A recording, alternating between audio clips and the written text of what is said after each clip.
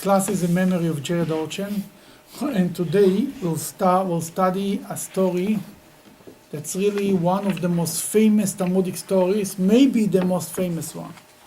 It's in continuation of last week, when it's the same period of time. It was right after the Jewish community, the destruction of the Second Temple. Rabbi Yochanan ben Zakkai moved to the city of Yavne because he felt if the Jewish people cannot stay in Jerusalem, at least let's the Torah move to Yavne. And he established the Sanhedrin, the Supreme Court, and they moved the whole yeshiva there. Is there a reason why they picked Yavne as opposed to some other town? I don't know. I really cannot. On the coast and it was pretty? Or? It was probably far from Jerusalem, far from the walls, and a quiet place.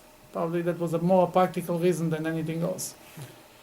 And together with Rabbi Yochanan ben Zakkai, you went together with him to Yavne, Rabbi Yehoshua. We learned about him last week, the other dispute. Rabbi Yehoshua was with them, and little by little they established the yeshiva there. After things were established, Rabbi Yochanan ben Zakkai resigned from his post as the leader, and he appointed Rabbi Gamliel, who was from the house of Hillel, to come. He should be the leader of the Jewish people, the Nasi. That was his job, to be the Nasi. The young one. No. Rabbi Gamliel was the leader, the old one. That's a different story. Let's go back to Rabbi Gamliel, the original Nasi, the original leader of the Jewish people, who came from the house of Hillel, who was from the house of David. That's why it was very important for the Jewish people that a member from the house of a descendant of David should be the leader of the Jewish people. And they established the yeshiva there. And then there where they made it, they solved many questions. And all the questions was resolved by the majority. One of the members of this elite group who were making the decisions was Rabbi Yehoshua, obviously. He was the second in command. Rabbi Gamliel was the leader. Rabbi Yehoshua was the Av Beidin. And was another very important member was Rabbi Eliezer. There was also Rabbi Akiva, Rabbi Tarfon later. Who was Rabbi Eliezer and Rabbi Yehoshua? We started Rabbi Eliezer because he was a very famous. We'll get an idea who Rabbi Eliezer is. It will be easier for us to understand what you're going to study here now. Rabbi Eliezer was raised in a family. His father was a rich man. His name was Urkenus, and he lived not far from Jerusalem. And he had a lot of properties that he used to work. He was a farmer. And Rabbi Eliezer was one of his sons who worked in the farm, worked the land. Once he saw him crying. He asked him, "Why are you crying?" "Because I give you the harder job than your brothers. I give you a better job." A while later, he caught him again sitting and crying at the workplace. "Why are you crying?" He told him, "Because I want to learn Torah." "You want to learn Torah? All your brothers are working. You're too old. You're 22 or something. You're going to learn Torah now. It's too late." "No, you're not learning Torah." One day, the cow that he walked with broke her leg. He felt it's a sign that he has to live. He just picked up. He didn't say goodbye to anybody. And he walked to Jerusalem. It's Friday afternoon. He walked. He probably didn't need 2-3 days. 2 days he didn't. He walked on Shabbat? He probably walked on Shabbat. I was also wondering about the story. It was Erev Shabbos, and he said he didn't eat until Motzei Shabbos. Maybe on Shabbat he rested in one place and then continued to walk. I don't know what he did. But he made it to Jerusalem somehow. He came and he joined the yeshiva of Rabbi Yochanan ben Zakkai. It was during the time of the temple. And he joined the yeshiva. And he was together he was staying in the same house or in the same room with Rabbi Yehoshua. They became friends. And he started to study Torah. In the beginning it was very hard for him. But then Rabbi Yochanan ben Zakkai told him, "I'll help you." And he started to teach him, I think, to say the Shema and things like this, little by little. And he became so excited about learning Torah that he dedicated all his life, day and night, just to learn Torah. Once he came to Rabbi Yochanan ben Zakkai with a question. Rabbi Eliezer spoke to him, and there was a terrible smell coming from his mouth. He looked to him, he says, I was thinking, it's going down this way. He sent other boys to find out where is he eating. He discovered in the house, he used to say he's eating in the yeshiva. In the yeshiva he said he's eating in the house. He didn't eat. Or he ate dirt. Yochanan ben Zakkai said, that has to stop. Took responsibility for him. He adopted them, so to speak. And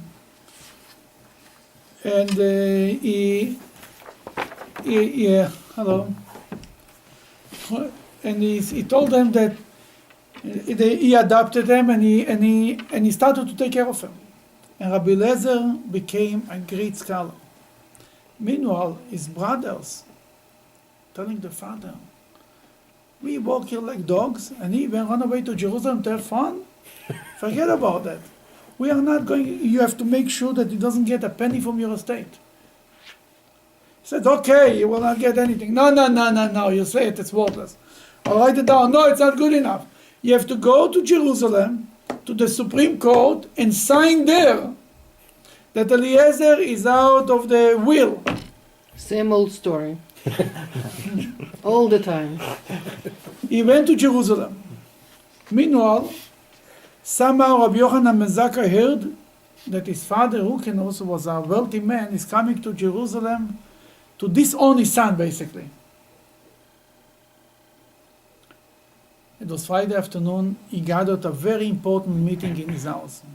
He called all the richest men of Jerusalem. There were 3 very rich people in Jerusalem. One was Kalba Savua. He's called Kalba Savua because anybody who walked in hungry like a dog came out satisfied. Kalba means a Keleb means a dog, and Savua means satisfied. The second guy was Nagdimon Ben Gurion, was a second rich man of Jerusalem, that many miracles happened because of them, and he was a rich man, and he could support all Jerusalem. And the third guy was Tzitzis HaKesed. 3 guys, 3 rich men of Jerusalem. Rabbi Yochanan ben Zakkai was the leader. If he calls them, they come. He comes and he says, I have an important emergency meeting, Erev Shabbos. And other people come to his house, and he says, when Urkenus shows up, he comes to Rabbi Yochanan ben Zakkai to disown his son, to sign it. He came to the leader. He says, you sit in between the 3 rich people. He thinks he's a big macher. We'll show him that he doesn't even begin. He was sitting between the Bill Gates of the community, and he was shaking. That's how the Talmud describes. Meratet, he was shaking. Rabbi Yochanan ben Zakkai stands up and he says, we have here a new student here, amazing boy. And I want to show off the student. You should know why you're supporting this yeshiva, what's going on here. And he says, he turns to the young Eliezer and he says, I want you to give a speech at Dvar Torah.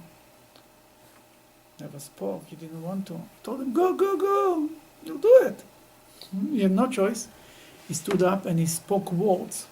And for everything that he said, Rabbi Yochanan came over and kissed him in his head. It was so brilliant and it was so unbelievable that the place was blown away. When Urkenus saw what's going on, that his son Eliezer, that he came to disown him, is the greatest scholar in the future, and the promising future. This is it. This is like the next generation rabbi. He said he got up and he admitted that he came to disown him, and now he wants to give him everything. Rabbi Eliezer, according to one opinion, told them, I don't need money, belongs to God. The land belongs to God. I need the Torah. And even when he said, I want you to give me only what belongs to me. I don't want to give you. You want to give me everything? I don't want to take from my brothers anything. Just give me my share. That was Rabbi Eliezer the Great. And he was called the Great because one of his best characters was that he was able to learn everything that he learned. He never forgot. It was like you put it in the computer, and it's not erased ever. And he was a walking and talking library that brings up everything that was taught. Ask Rabbi Eliezer and he knows. Rabbi Eliezer said, I never said something that I didn't hear from my rabbis. He never wanted to put his 2 cents in. Whatever he heard, he spoke. Whatever he didn't hear, he didn't speak.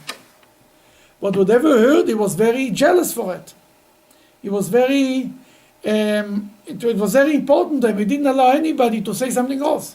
It was his way or the highway. Very strong. That was Rabbi Eliezer.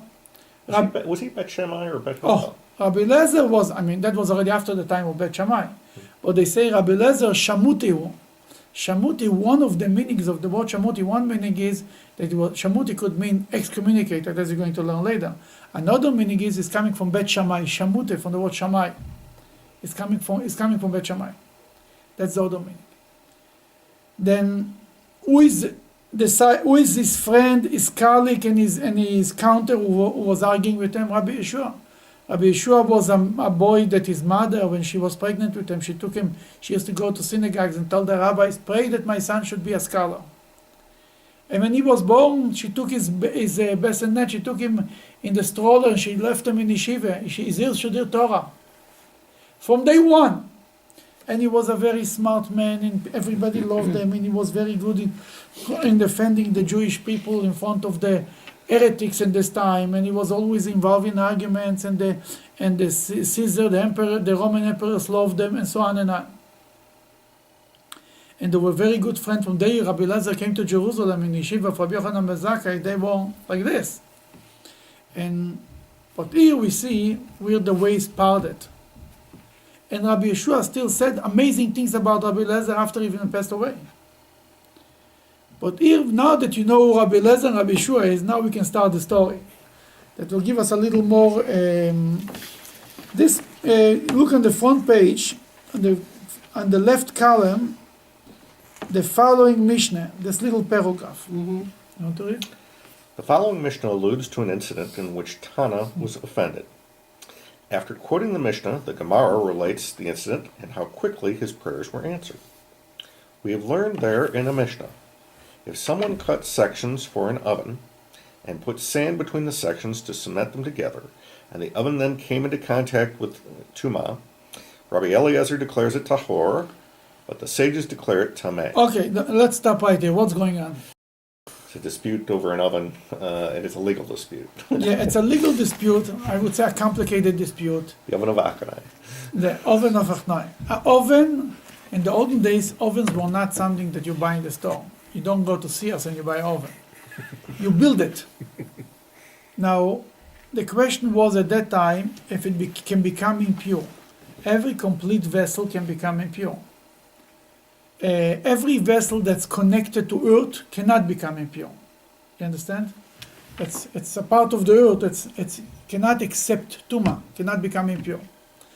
This oven was an oven that they took it apart and then they put it together, but with sand in between. Is it more or less? There is a thousand ways how to explain. Is it considered one piece complete oven that can become impure, or because it's pieces and really there is sand in between, it cannot become impure? A legal, complicated argument. If you want a legal thing that beside lawyers nobody understands, you know what I mean? Rabbi Eliezer said it cannot become impure; it stays pure. It's ta'or. Chachamim, the rest of the rabbis said, yeah, because after they put the oven together, they cement it from the outside, that it's considered one unit, one vessel, and it's a separate unit, and it can become impure. It's a fairly minor legal dispute. I mean, you would think they would pick a major legal dispute to have this whole debate about later. You know, you never know from where you never know what will trigger something, you know. That is a dispute. There is thousands of disputes in the Talmud, literally thousands. But this dispute took us to a whole different level. Let's turn the page.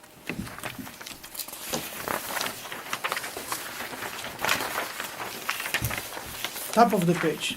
Go ahead. The Gemara explains what is meant by the first line. And this is sorry. And this is the oven of the coiled serpent. Coiled serpent. Strange, right? What does this mean? The Gemara explains. What is meant by the coiled serpent? Yehuda said in the name of Shmuel, it means that they, the sages, surrounded the oven with discussions like this coiled snake, and then declared it susceptible to tumah. Basically, they went around, they wrinkled around this issue in 1,000 ways, and they decided that it's impure and finished. All the rabbis are on one side, Rabbi Eliezer the Great is on the other side. Just to mention, Rabbi Yochanan ben Zakkai used to say how great are his disciples in the Ethics of Our Fathers. He says, if you put all the rabbis on one side of the scale and Rabbi Eliezer ben Urkenus, Rabbi Eliezer the Great on the other side, it tips the scale. Yeah. Here you have it. Rabbi Eliezer ben Urkenus is on one side, the great scholars who knows everything, and all the rabbis on the other side, and they have an argument. Okay, let's see what happened. Want to continue? Go ahead. A Barisha tells us about the debate surrounding this oven. A Braise means there is a Mishnah and there is a Braise.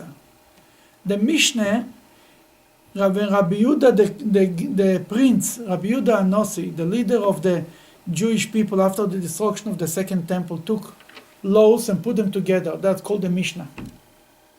But not all the laws he put.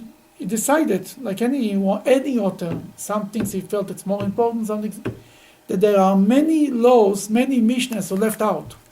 They are called Braita. Bar means an outsider, from the outside. They were left outside. There is in the Gemara the job of the Gemara. The Mishnah and the Gemara together is called the Talmud. The Mishnah is like if you want the quote of the law, then the Gemara discuss the law. Many times for the discussion they bring a Braita. Something was not made it to the Mishnah, but they know it from tradition. They learned it, and they bring it to prove it one way or another. Then the Braita tells us the story what happened in the yeshiva about this argument of the Mishnah, if the oven is pure or the oven is not pure. What does the Braita taught? On that day, Rabbi Eliezer advanced all the arguments in the world to defend his lenient ruling. But the sages did not accept his argument. Rabbi Eliezer said to them, in the halacha accords with me. Let this carob tree prove it. Thereupon the carob tree was uprooted from its place and moved 100 amos. And some say it moved 400 amos. Okay, he said like this. He started to use heavenly powers. He tried to convince the rabbis. Logically, he couldn't succeed to convince the rabbis. That he started to use heavenly power. It was a carob tree outside in the yard. He said, if I'm right, the carob will move. Is there significance to that particular miracle that it's a moving tree? Yeah, there is commentaries to explain everything, why the tree and why this and why. Yeah, there is commentaries about that. But he told the carob moved. Obviously, he's right? If you would see somebody moving a carob like this, just by his board. I think God's behind him. Huh? God supports what he's saying. Exactly. I wouldn't argue. But the rabbis were not afraid of it. They told them,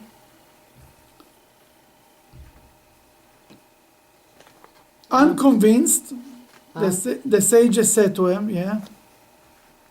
You reading? Unconvinced? Yeah, you continue. Go ahead. In the middle. Yeah, unconvinced, right here. Right. Yes. Unconvinced, the sages said to him, you cannot bring proof from a carob tree. Hey. They told him you cannot bring proof from a carob tree. You have to bring proof from the Talmud, not from a carob tree. Go ahead.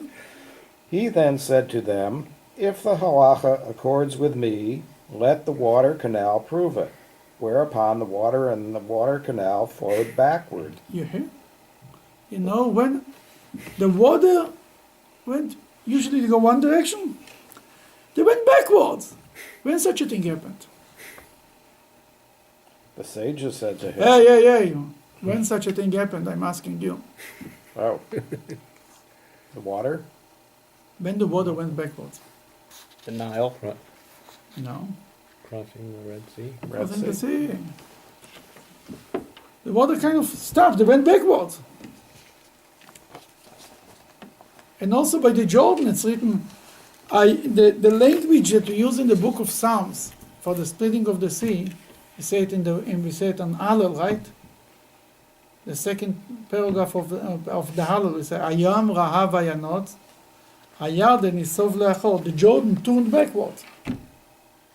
The sea ran away. That's the language we use. It means they went backwards. That Rabbi Eliezer the Great is making miracles similar to the splitting of the sea. What do they tell him?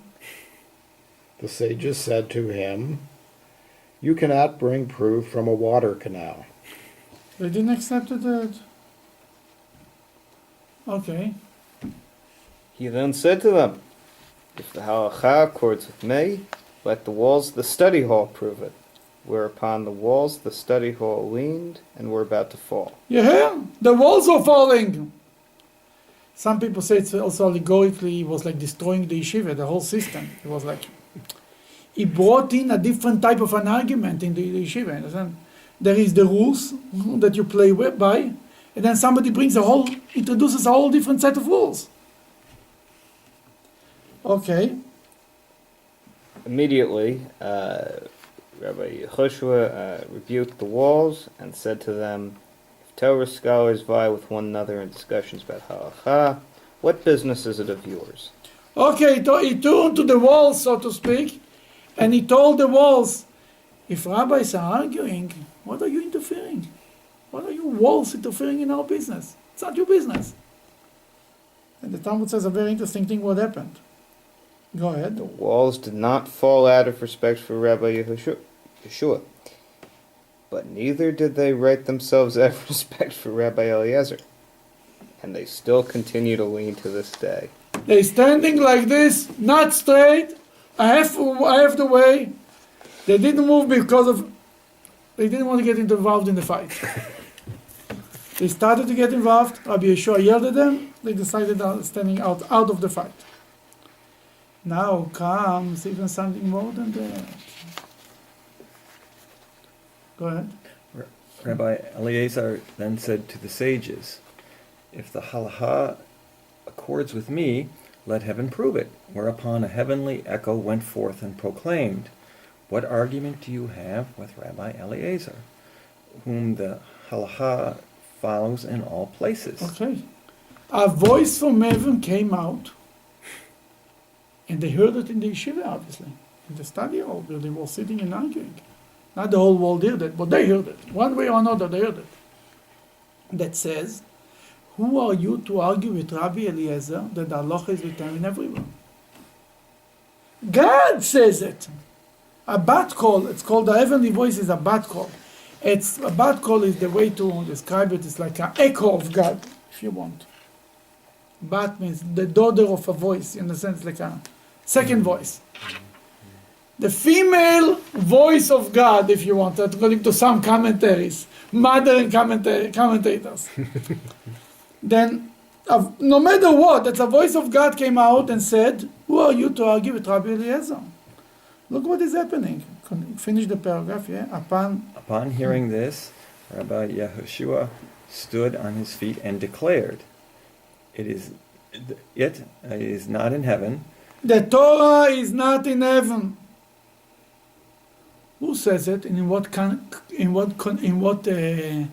contact that was said? Deuteronomy chapter 30. Yeah. And it talks about... Who says it? Moses. Moses, yeah. In what connection?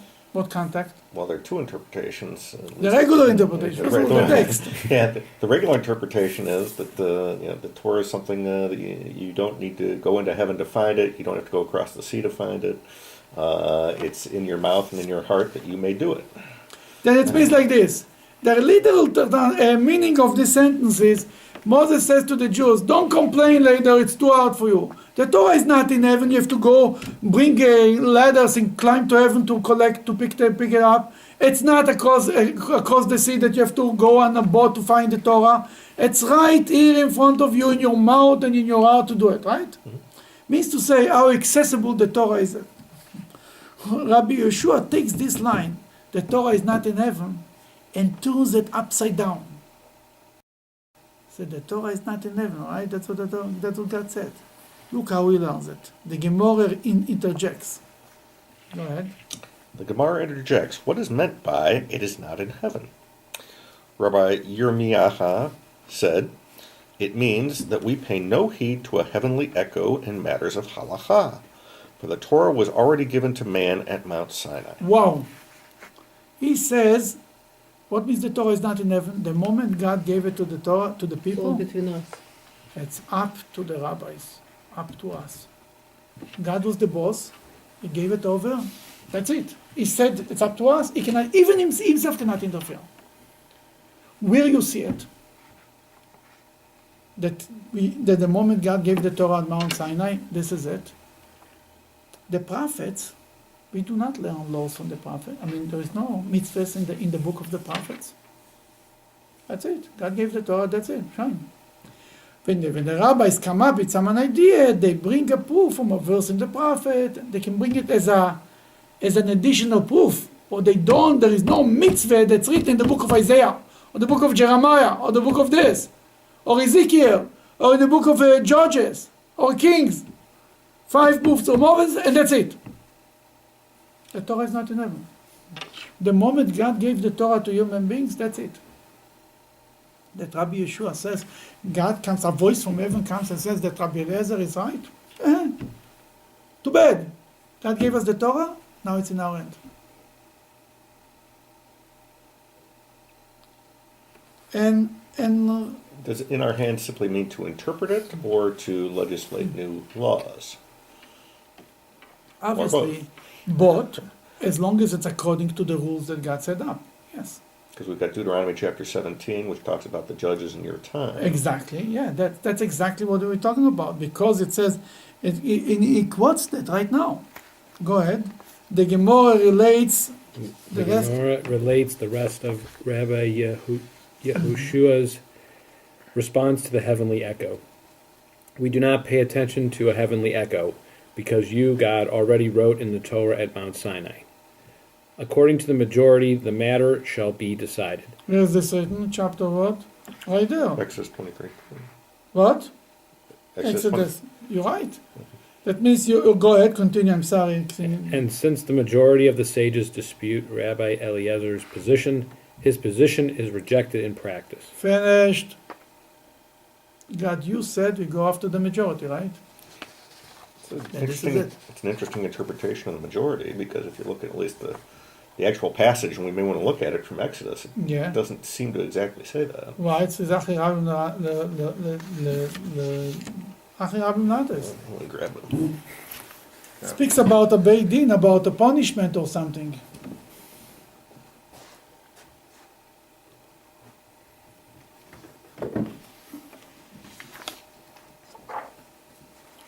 לרויס אחריו נטויס. חצי משפטים. 23 to... Okay. Says, do not conform to the majority who are perverting justice. Do not condone a lawsuit in which justice was perverted by the majority. להסיע אחריו נטויס.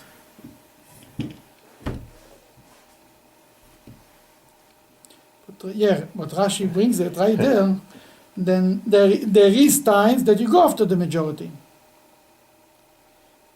He speaks about here a capital punishment. That's what he's speaking about. And you shouldn't go by the majority.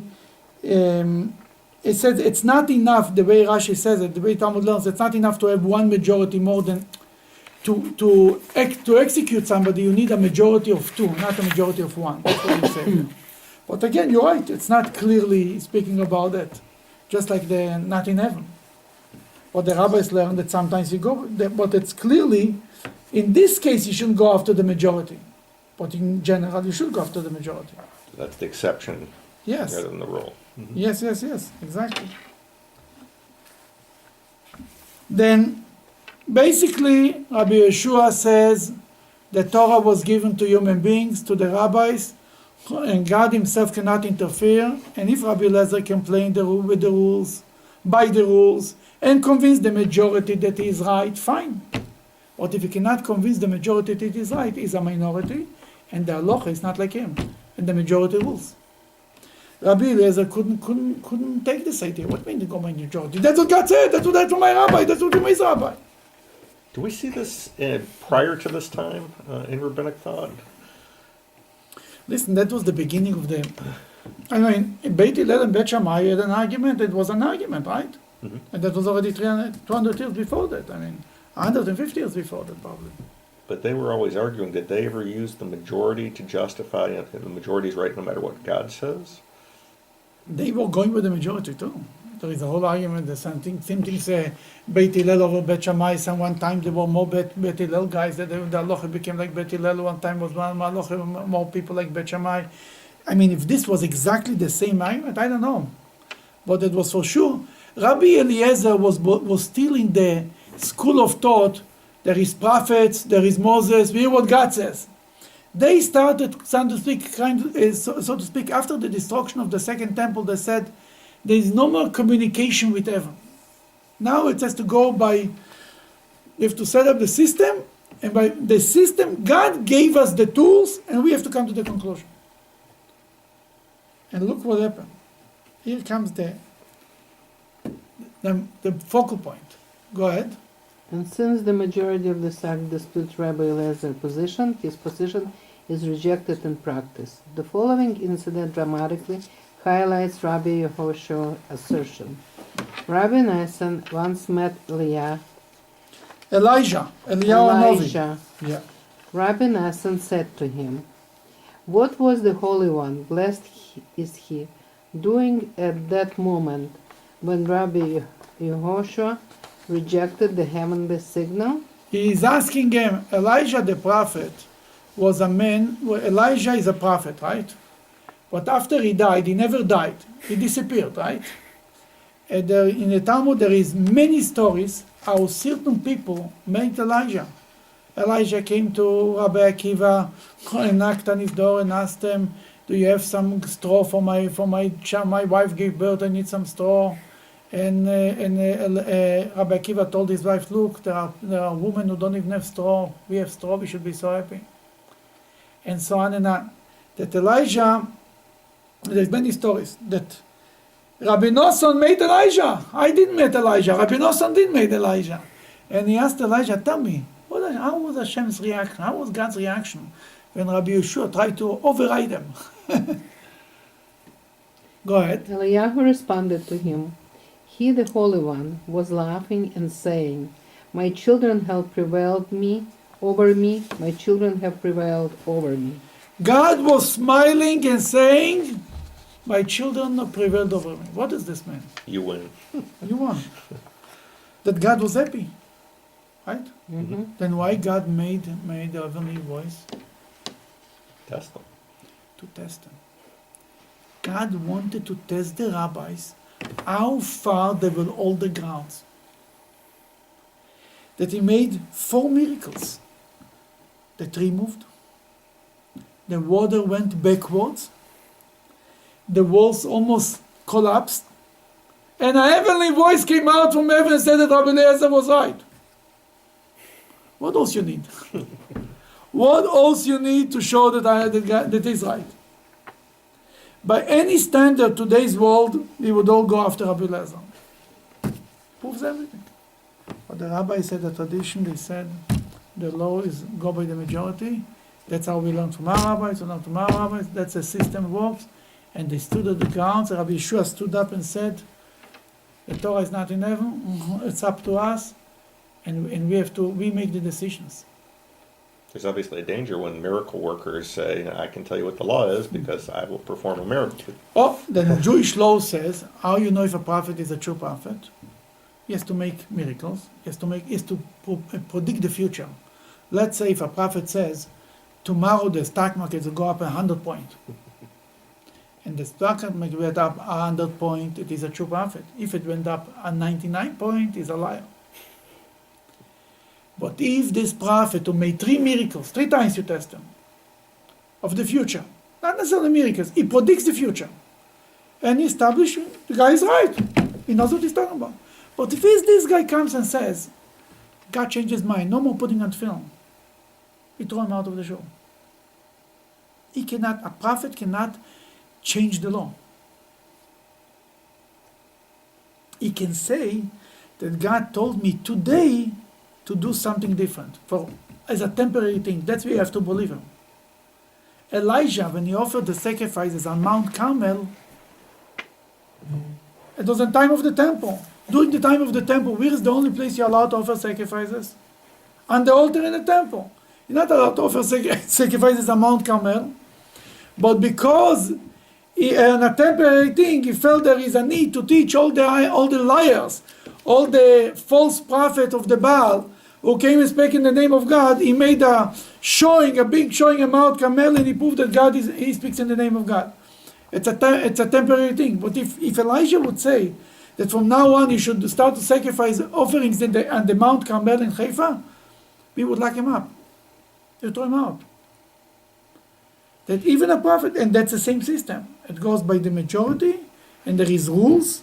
How you learn the Torah, how you learn one thing from the other, and that's how you live. And God himself is happy. Basically, the will of God is whatever the rabbis decide, that's the will of God. And even if they make a mistake, that's the will of God. It's interesting, of course, in the Bible there are no rabbis. The power is in the Levites, the power is in the priests. They were the original rabbis. Yeah. This is a huge power shift, obviously, that the rabbis make for themselves. What do you mean? Now they're the ones in charge. Instead of whom? Instead of the priests, instead of the Levites. The priests and the Levites lost their authority. They kind of earned their own right. They didn't. What was the job of the Levites? Yoru mishpatecha leYaakov v'toratcha leYisrael. They will be the teachers for the Jewish people. They didn't do the job. They only taught their own people. They created an elite group. Only the Levites. Only the rest of them. Who cares? Who needs them? Then when you don't do the job, somebody else will do it. But there has to be a limit to this majoritarian principle, because what if the rabbis stray too far in their interpretations? You know, what's to stop them? If signs from God don't stop them, what will? The commitment to the rules. That's a risk. Everything is a risk, but there is enough rabbis with the Jewish people. The Jewish people will not let you. I'll give you a story. There was once a famous rabbi, Jonathan Eibeshitz. He lived, I think, in Prague, around 500 years ago or something, 400 years ago. He had a very close relationship with a bishop there. Once the bishop tells them, "You rabbis, you make your own rules." You know what? Everybody complains. Tell them, you know what? Come to shul on Shabbos. Comes to Shabbos. They honor the rabbi to read the Haftorah, you know. He called up to the Torah, then he reads the Haftorah. He up and starts to read the wrong Haftorah. The whole shul, rabbis, is screaming for them. He turns to the bishop, you see. I try to say the wrong Haftorah, look what they do to me. You think I can do whatever I want? Forget about it. There is another famous story, isn't it? Rabbi Gamliel, who changes the date on Yom Kippur. Yeah, we talked about that last week. Yeah. Rabbi Gamliel, there was a rabbi. It was an argument. The question was when Yom Kippur, soon we'll have a connection to it that could help to understand. Every month is 29 and a half days. Every moon, a cycle of the moon is 29 and a half days. But you cannot have a month 29 and a half. It doesn't work like this. That 1 month is 29 days, 1 month is 30 days. 1 month 29, Then when is Rosh Chodesh, when is the beginning of the new month? Sometimes after 29, the 30th day is the first of the new month. Sometimes the 31st is the first of the new month. You understand? Mm-hmm. Depends if in the time of the Talmud there was depend if they saw new moon or not. If they saw new moon, means the beginning of the new month. 2 witnesses came to the rabbis and said, "We saw new moon." It was the high holidays. It was Rosh Hashanah. Rosh Hashanah is the first of the month of Tishrei, the first of the 7th month, basically. The Rabbi Gamliel said, "Today is Rosh Hashanah. Shine! Let's go blow the shofar." Rabbi Yehoshua told them, the same Rabbi Yehoshua, the same guys, told them it's not Rosh Hashanah. They're liars. Cannot believe them. Today is not. It's not. Tomorrow is Rosh Hashanah. Rabbi Yehoshua said that. Rabbi Dosa said that. Ben Horkinas. Everybody was arguing with Rabbi Gamliel. Rabbi Gamliel said, "I'm the boss. Rosh Hashanah is today, finished." And he told them that means if Rosh Hashanah is today, that Yom Kippur is in 10 days. If Rosh Hashanah is tomorrow, Yom Kippur is in 11 days. You understand what's going on here? That means in Lud, Rosh Hashanah, Yom Kippur will fast on Wednesday. In Yavne, they'll fast on Tuesday. That cannot work. Rabbi Gamliel heard this story. He ordered Rabbi Yehoshua to come from his home in Lud and to Yavne on his Yom Kippur on the horse and the donkey, basically to violate the holiday. Rabbi Yehoshua was devastated. He didn't want to violate his holiday. He didn't mind to have 2 Yom Kippurs, to fast 2 days, but to violate. He knows for sure that Yom Kippur is not today, it's tomorrow. And he was very devastated. Came to him Rabbi Akiva and he saved the day. He told him, Rabbi, he showed them that the way it's written in the Torah, it's written that God gave the holidays to the Jews to decide, basically to the bathing. He says, even if they make a mistake, if the Jews make a mistake and they decide that Yom Kippur is on Tuesday, that God will forgive them on Tuesday. God gave the Jews the power to decide the holidays. The Jews are the wife, God is the husband. Who is the social calendar? The wife. The wife is the wife has the holiday. She's the Jewish people deciding the holiday. And that's what gave the comfort to Rabbi Yehoshua to come on his own Yom Kippur and to violate it, because ultimately it's up to the Jewish people. Let me ask a hypothetical question. Let's say there were a lot more Sadducees back in this day, and they were a lot more powerful. Could they have made the same argument that the sages did? And they could have said, hey, we're the majority, we're in control. Oh. I was waiting for this question. What kind of majority can we go by? The majority of the Jews do not observe mitzvot. Shall we go with the majority? No. A majority is only within the frame of Jewish law. A majority of people who are against God, against the Torah, are not a majority, are not even considered a majority. There are many individuals. They are not a group even. I remember the story with Cheskiyahu, the king of Judah. He didn't know if to fight Sancheriv or not. And the majority of the rabbis told them, the Sanhedrin told them to give in. And the prophet told them, Isaiah told them, a majority of people who go against God is not a majority, it's worthless. It's only a majority within the frame of Jewish law. And the majority of today, you know what the majority of today is doing? Nothing. You don't go by the majority. This majority doesn't count. Of course, when you say you follow Jewish law, I mean, the Sadducees had their own interpretation of law, and to them it was right, and to the sages, They knew it's wrong. The Sadducees themselves knew that they are wrong. The point is they broke Jewish law. They changed Jewish law, they broke Jewish law. No question about it. In some things they went too strict, things that they were not written clear. They said it's not written in the text, we don't believe in it, we don't accept it. Yeah, let's continue. A number of drastic Developments followed the debate concerning the oven, and the Baraisa records them.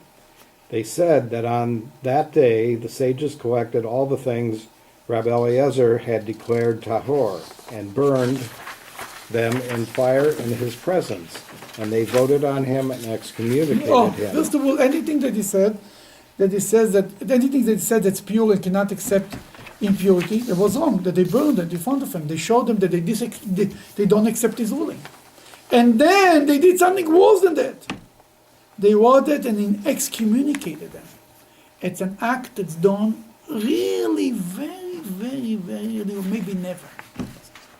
To excommunicate him means that he cannot learn Torah from him, he cannot count him to the minyan. Terrible. Was Elisha ben Abuya also excommunicated? Yes.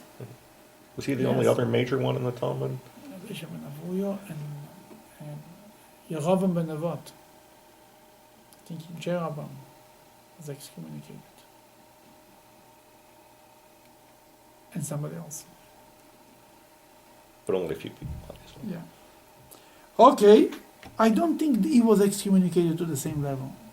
I am not sure it's the same excommunication. I don't think it's like Elisha ben Avuya. No. Oh, they're all different level. No, it's not the same thing. Okay. They said, who will go and inform him? Who will will inform Rabbi Eliezer the Great that he's excommunicated. Can you believe it? No. Rabbi Akiva said to them, I will go, for I am concerned that perhaps an unfit person will go and inform him and bring about the destruction of the entire world. You understand what happened? Rabbi Akiva took it upon himself.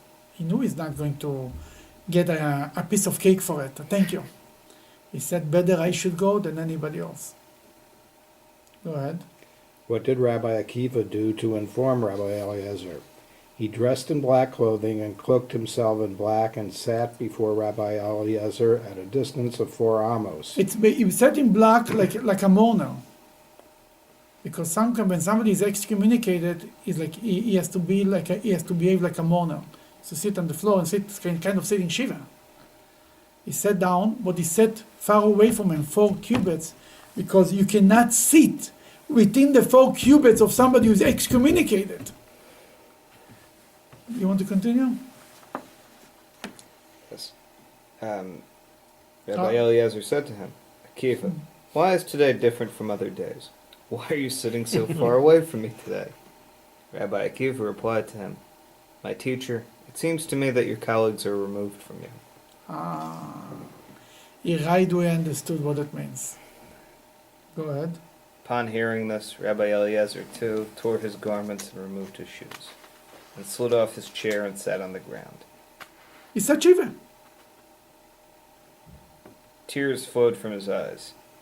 At that time the world was smitten. 1/3 of the world's olives, 1/3 of its wheat, and 1/3 of its barley became ruined. And some say, even dough already in a woman's hands became spoiled. It means to say the world suffered and such a great rabbi is being excommunicated. It's not good for anybody. But they felt, what was the point of them excommunicating? He didn't want to accept the ruling of the majority. By law, you must accept the ruling of the majority. If not, you have to be excommunicated, especially a rabbi. Because if not, it will be two Torahs. There will be no end to it. Continue. But if at this point he had said, okay, you know what, I see the light on this one, I agree. They He's wouldn't back in. excommunicate. They wouldn't excommunicate him. But he didn't want to say it. Okay. You know why?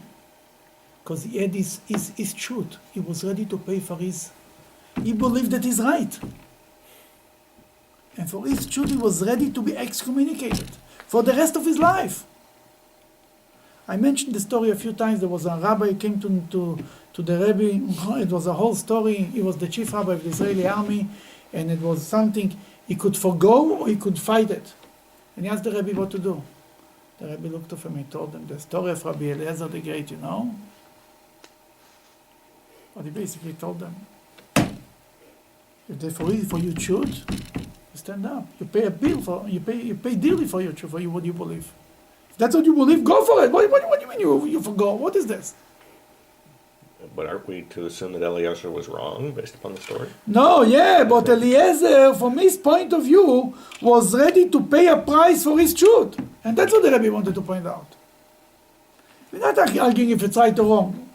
The idea is that if you believe in something, go for it. Go ahead. The Gemara cites another Baraisa that describes the aftermath of that day. A Baraisa taught, a great blow occurred on that day. For every place in which Rabbi Eliezer sat, his eyes went up in flames. Exactly. Whatever he looked on, burned. Because he was so upset. If looks could kill, right? Rabbi Eliezer look could kill. Continue. And it even happened that Rabban Gamliel, the Nasi, was coming in a boat, and a gale threatened to drown him. The Rabban Gamliel, who agreed for the excommunication, was on a boat that day. He went to Rome. He was a big man. He had to go a lot, travel. And the boat was drowning. And he knew that it's because of him. Because he messed around with Rabbi Eliezer. Go ahead. And a gale threatened to drown him. He said, It seems to me that this is only because of Rabbi Eliezer ben Horkanos. Rabban Gamliel stood on his feet and said, Master of the universe, it is well known to you that I did not do this, meaning order Rabbi Eliezer's communication, for my own honor, or for the honor of my father's household, but for your honor, so that disputes not proliferate in Israel. Whereupon the sea subsided from its raging. You hear what's going on here? Rabbi Gamliel stood up and he made an announcement. God, you know that I didn't do it because I want to be show off that I'm stronger. I didn't do it for my own honor. I didn't do it for my house, my father's honor. It means my father, he was a descendant of the Hillel dynasty, of King David. I didn't do it for myself, I didn't do it for my father. I do it for you, for the sake of God. We shouldn't have too many opinions here. That was said, so disputes not proliferate in Israel. Cannot have too many opinions, nobody will know what to do. And the sea relaxed. That on one hand, Rabbi Eliezer is unbelievable powers. On the other, Rabbi Gamliel said, I did it for the sake of God. Does this seem to be a resolution of the dispute between the houses of Hillel and Shammai that At that now point- had 300 disputes and they were almost like two Torahs? And, No, but then there is a resolution. You go by Beit Hillel, right? yeah, So, we know one way and not the other. You go by Beit Hillel and not by Beit Shammai. was that decision made after this or before this? I think before that. By now they already know that you go by Beit Hillel. Hmm. Yeah. A little bit, not much before that, maybe around the same time. In the beginning, people could go like Beit Hillel or Beit Shammai. It's up to them. Everybody could choose his own rabbi, so to speak. But he couldn't take the leniencies of Beit Hillel and the leniencies of Beit Shammai. It's called a Rosh, it's called an evil man. But if you want to go by one or not the other, that's fine. But until it became a loch, and when it became a loch, everybody's going. Today I cannot choose. I'm going like Bet Shammai. It doesn't work like this. So the issue that you and I were talking about before class, when do you listen to the heavenly voice on that issue? Because the heavenly voice said listen to Bet Hillel, and now the heavenly voice is saying... Ultimately, the rabbis decided the halacha is like Bet Hillel. More than that, not just the rabbis. The Jewish people are the ultimate decision makers. When the halacha spreads and people accepted it to go like Bet Hillel, the people make the rules.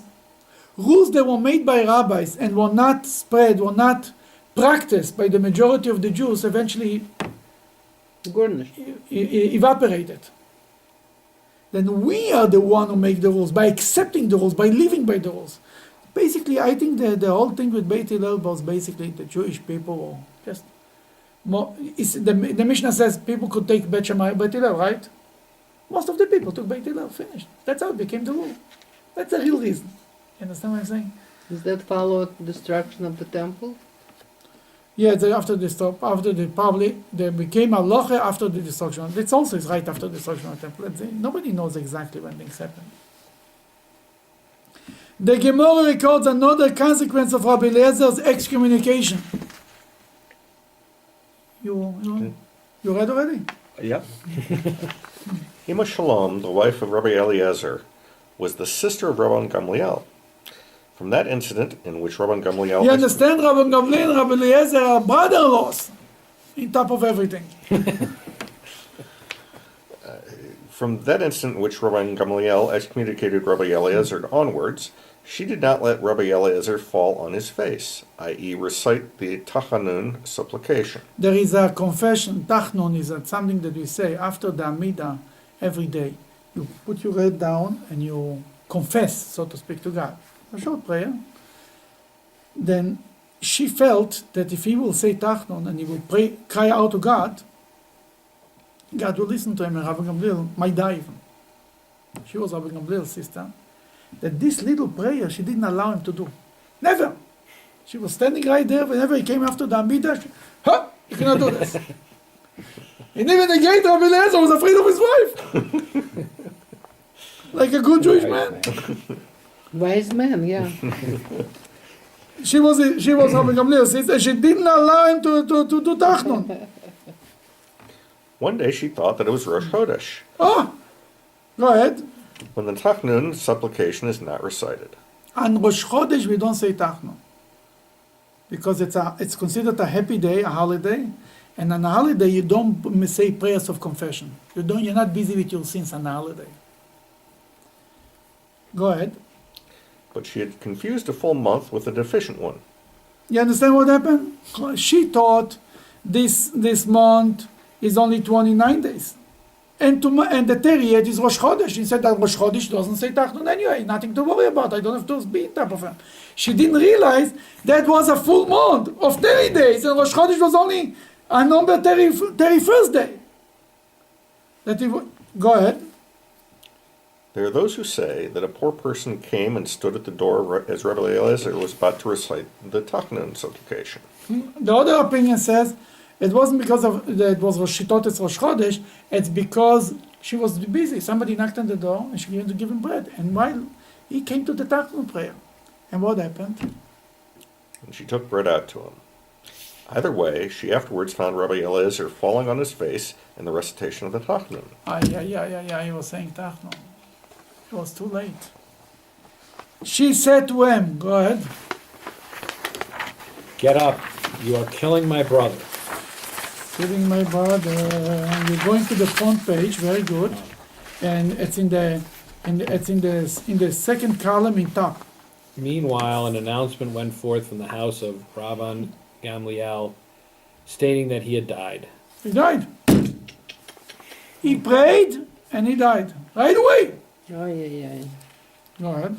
Rabbi Eliezer said to his wife, "How did you know about Rabban Gamliel's death?" She said to him, "I have received such a tradition from the house of my grandfather, King David. All the gates of heaven are locked except for the gates of wronging." What's wronging? Doing wrong. Basically, when somebody feels that he was wronged and he prays to God, God will listen to him. God, the Talmud says something very, very powerful. God is always with the Elokim yevakesh et hanirdaf. God is always with the underdog. And comes the Medrash. That's a verse, I think, in the book of Ecclesiastic, one of these.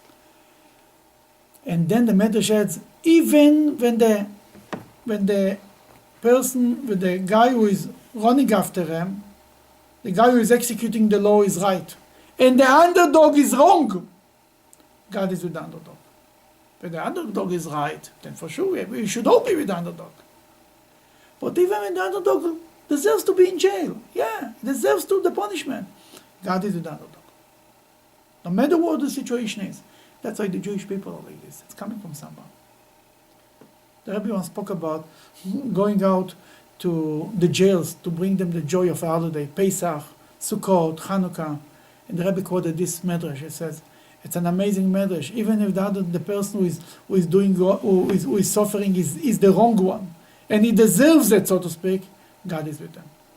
The guy is suffering now, I'm with him.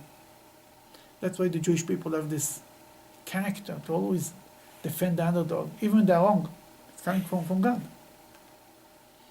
Then, that's the end of this story with Rabbi Gamliel. Rabbi Eliezer was sitting excommunicated for the rest of his life. When the rabbis heard that he's sick, they went to visit him. They came to visit him, and he asked him, "Where were you until now?" And he cried. He said, "I have the whole Torah in me, and there was nobody here to utilize it. Nobody ever asked me a question.